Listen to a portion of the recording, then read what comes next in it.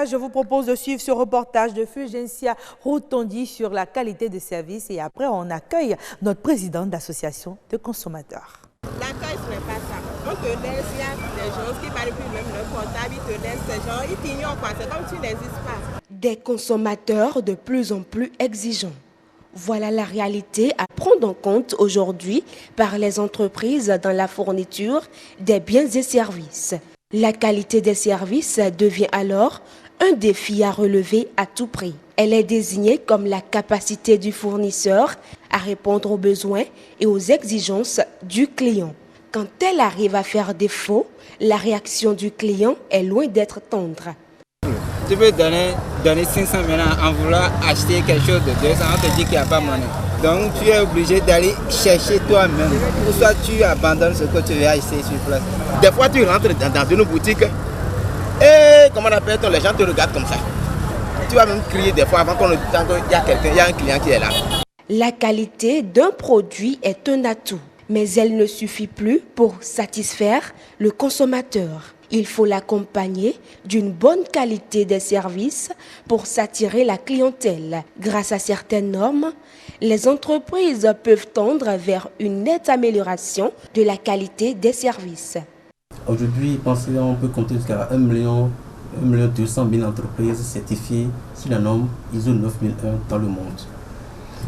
À part cette norme-là, qui est orientée management, certification client, et que nous avons aussi une norme béninoise de la qualité de l'accueil, que j'appelle Kawero. C'est une norme qui a été mise en place par l'Agence nationale de la normalisation et le contrôle de la qualité, qui est une norme qui est en train d'être connue petit à petit. Ce n'est pas encore très connu, mais petit à petit, les entreprises sont en train de s'approprier de cette norme-là, qu'on appelle Kawero, qui est Made in Benin. Dans un contexte où l'offre dépasse la demande, améliorer la qualité des prestations des services constitue un défi majeur pour les entreprises. Si une entreprise veut améliorer la qualité des services dans son entreprise, la décision lui revient. Il faudrait qu'il prenne la décision, la ferme décision de mettre en place un système de moyenne de la qualité, la démarche qualité au sein de son entreprise. Deuxième chose, c'est de former le personnel. Parce qu'il ne sert à rien d'avoir un personnel qui n'est pas informé aux notions minimales de la qualité. Selon les spécialistes, pour appréhender le degré de satisfaction du client, une entreprise doit avoir une boîte de suggestions ou un numéro client. C'est une arme de conquête de la confiance du consommateur. Un numéro client, c'est ça la solution de Fulgencia Rotondi, mais est-ce que cela suffit? Eh bien, on a Robin Akomessi sur ce plateau et nous le dira. Bonsoir Robin Akomessi, comment vous allez? Je vais très bien, bonsoir à vous et bonsoir à nos concitoyens consommateurs. Vous nous avez manqué sur le grand rendez-vous, qu'est-ce qui s'est passé?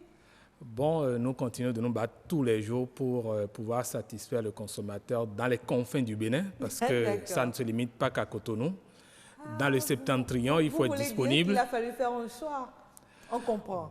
Si c'est pour le bien-être des populations, oui, on comprend, il n'y a pas de problème. D'ailleurs, c'est pour ça que vous êtes là aussi ce soir. C'est la période des fêtes. Souvent, on parle de consommation des produits alimentaires.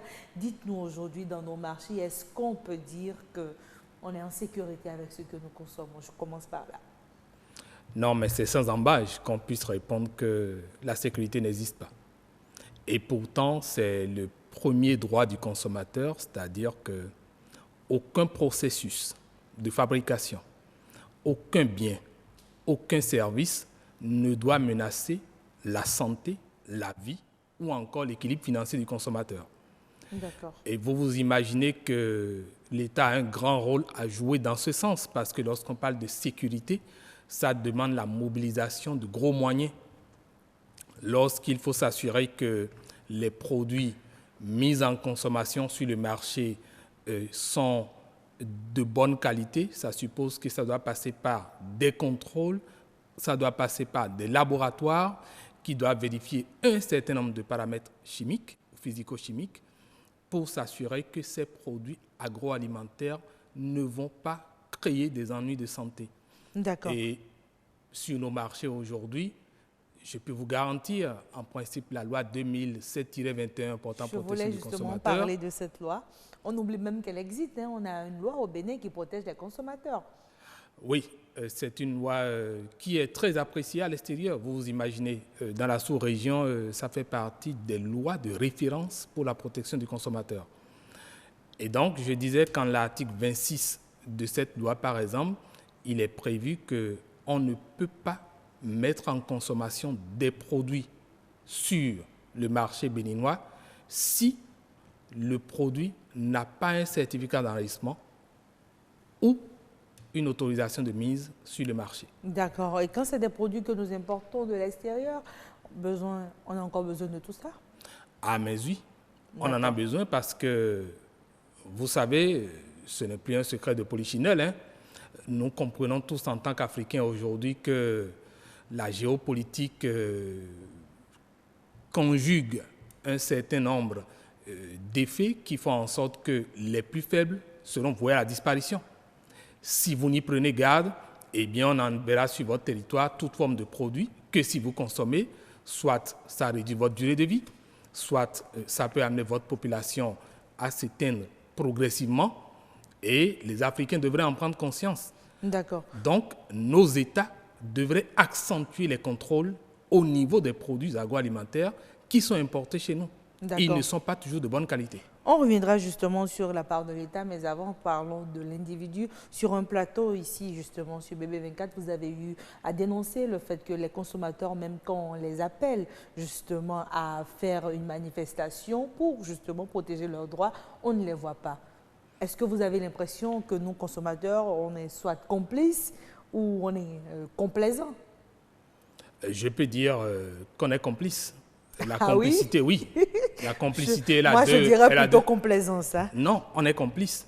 Parce qu'il y a la complicité passive, ce qui peut justifier la complaisance, et il y a la complicité active.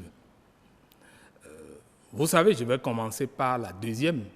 La complicité active dans la mesure où, malheureusement, vous imaginez que chacun, étant un agent économique, intervient forcément dans un secteur. En fonction de ses intérêts, alors. Et donc, en fonction de ses intérêts, il peut agir contre l'intérêt global. Il peut bien voir que ce qui est fait est au détriment de tous, mais il va applaudir. D'accord. Et la complicité passive, bon, le monsieur, il se dit, mais bon, le feu n'a pas encore pris mon toit. D'accord. Tant que c'est chez le voisin, ça Tant ne que c'est chez pas. le voisin, bon, ce n'est pas un problème. Et c'est là où ça pose parfois le problème de conscience. D'accord. Qu'elle soit collective ou individuelle. Parce que, vous savez, en cette fin d'année, nous, on s'est dit il faut s'appesantir sur la santé des enfants. D'accord. Nous avons eu des statistiques sur les enquêtes STEPS de 2015. En fait, c'est des enquêtes qui sont réalisées pour évaluer les maladies non transmissibles, les facteurs de risque, la progression.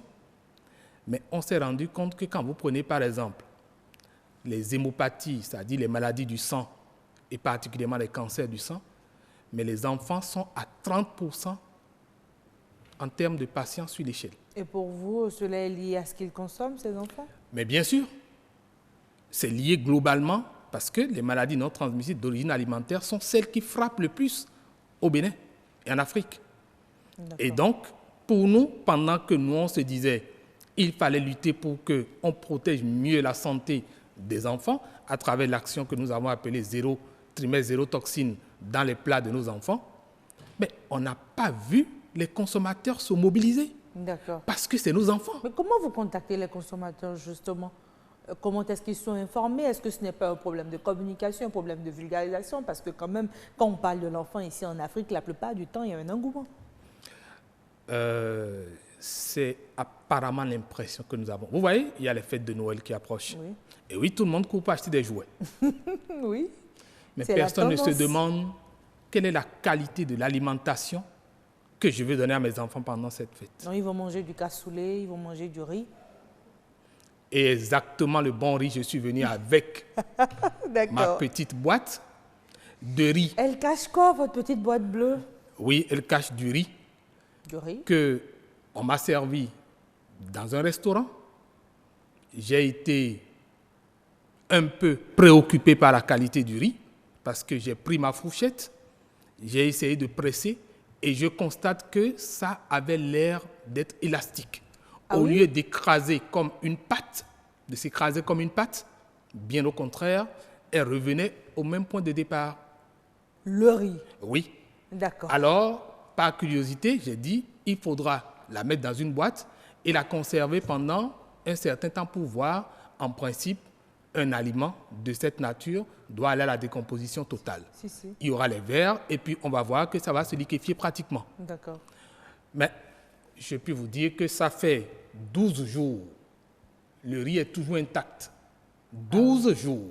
Ah oui, on le voit bien, bien intact. Donnez, je vais essayer de voir avec L'Oréal s'il peut déjà montrer. Il faudrait que les téléspectateurs aussi voient avec nous votre riz qui est toujours intact. Et pour vous, c'est dû à quoi? C'est du mauvais riz? Non, vous savez, un aliment ne peut pas ne pas se décomposer quand il est naturel. 12 jours après, c'est sûr. Hein? Aujourd'hui, nous avons de la biotechnologie qui permet de fabriquer toutes sortes de produits agro-industriels. Et surtout, quand nous savons que c'est importé, alors nous nous disons, il faut que le Béninois commence par se rabattre beaucoup plus sur les produits made in Benin, les produits locaux, parce que là encore, nous pouvons nous rapprocher et suivre de près. Nous pouvons solliciter les laboratoires et les structures de contrôle pour dire ça, on peut voir de plus près. Je crois que ce serait mieux si c'est vous qui les présentez aux téléspectateurs. Soulevez un peu votre boîte. C'est ce qu'on me dit, déjà à la régie. Non, il n'y a pas de problème. Hein. Vous pouvez les regarder.